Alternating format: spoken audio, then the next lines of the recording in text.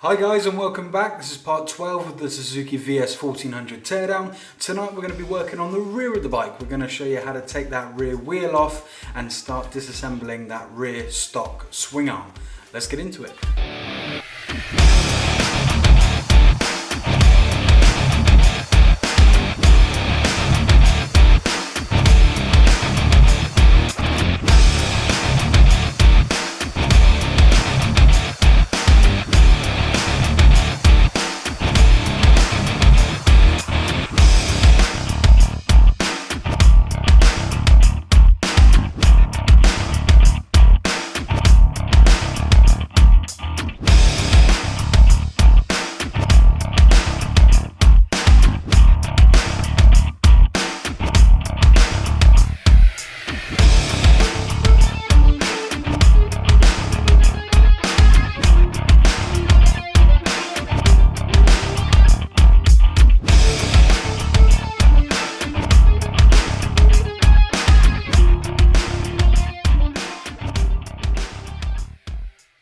So now that the rear wheel is removed, we can start focusing on the swing arm itself.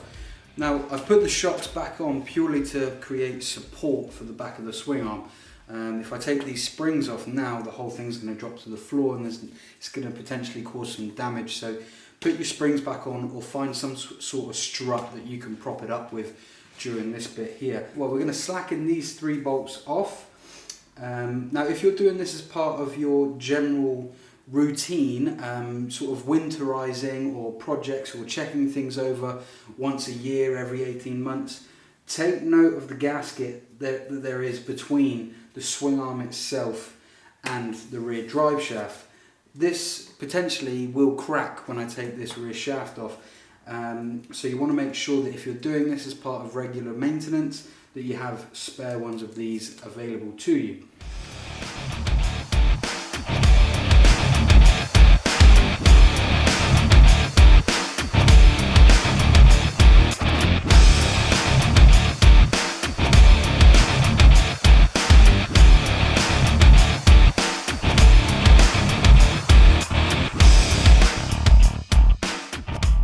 The next thing we want to do is remove this boot here. It should have a clamp on it, just a ring clamp. We want to go ahead and take that off. Slide this boot back, like so. And this case here, you will be able to get to it if you move the boot out of the way. I want to go ahead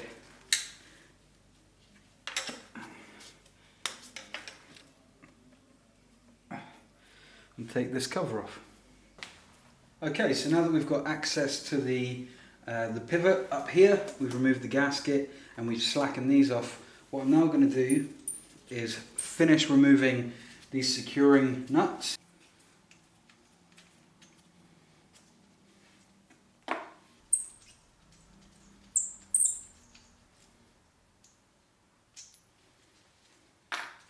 I'm now going to remove the left hand suspension arm here. I'm going to leave the right hand side on to continue to support the back of the swing. I'm going to put a little bit of pressure up, remove the shock, and now we'll be able to pull the entire shaft drive out. You want to take your time when you're doing this. If it doesn't want to come out on its own, don't force it. This is a vital part of your bike, and I don't think I've ever actually seen one of these for the VS1400, even second hand, available online. So don't go damaging it.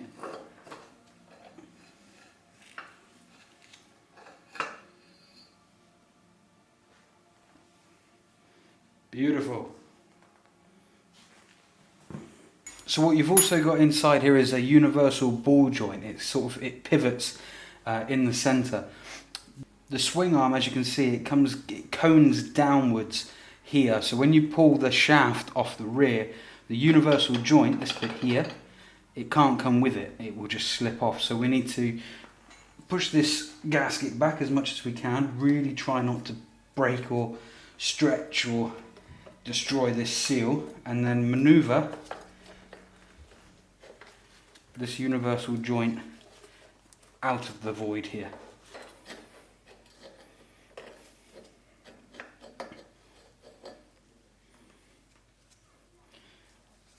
longest end goes back to the engine, okay?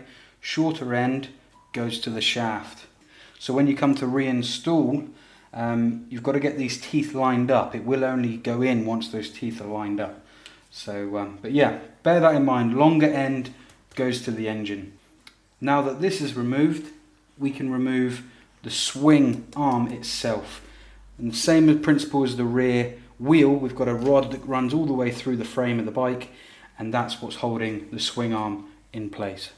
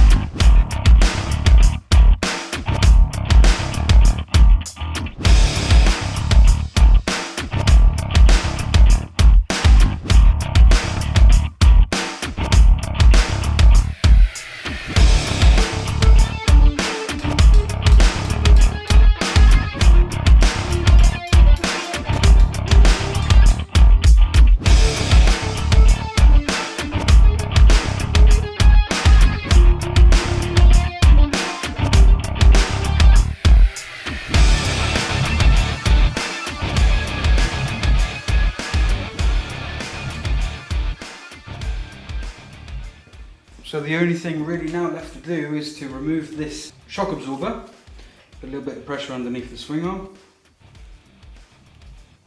trying to cover all bases for you. Take that off, and the swing arm is gone.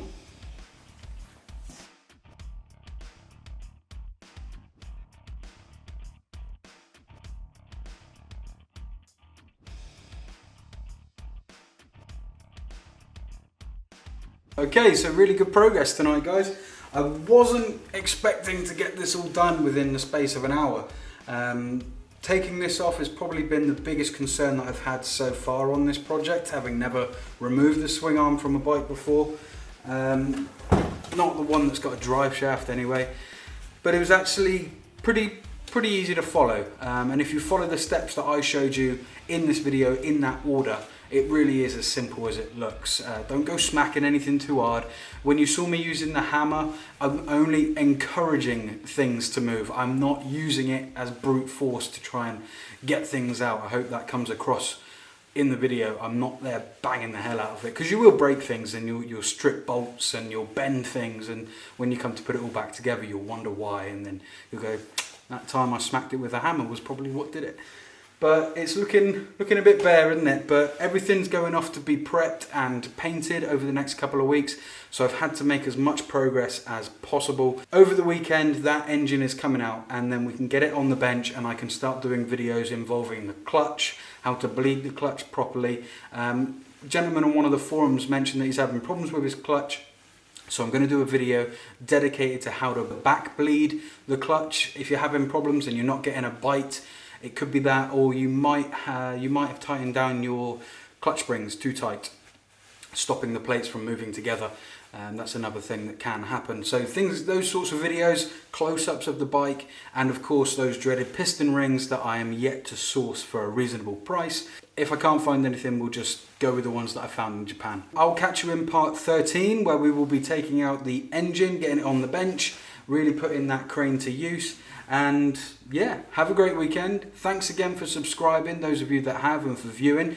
I can't believe that it's only been a month and we're already nearing 100 subscribers. You guys have been absolutely incredible. I really do appreciate you taking the time to watch and respond and like and comment and make requests on videos. I wasn't expecting this sort of response, especially this early on. So really appreciate it. Have a great weekend, guys, and I'll speak to you in part 13. All the best.